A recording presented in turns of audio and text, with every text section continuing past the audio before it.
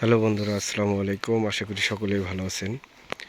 তো দেখছেন বন্ধুরা, আজকে আমার কলা বাগানে অল্প কিছু ইউরিয়া সার ছিটিয়ে দিব, কারণ এখন আমার প্রত্যেকটা গাছেই কাঁদি বের হবে।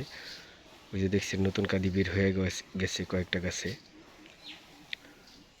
তো কাঁদি বের হওয়ার আগে যদি আপনি অল্প কিছু ইউরিয়া সার ছিটিয়ে দেন, তাহলে দেখবেন আপনার বাগানের প্রত্যেকটা কাঁদি অনেক বড় বড় বের হবে।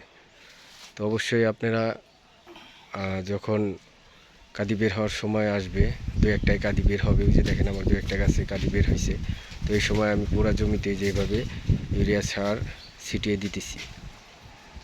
তো অবশ্যই আপনারা যারা কলা চাষি ভাইয়েরা আছেন, যখন আপনার গাছে কাঁদি বের হওয়ার সময় হবে, তখন অবশ্যই আপনি এই ইউরিয়া সার পুরা জমিতে অল্প অল্প করে ছিটিয়ে দিবেন।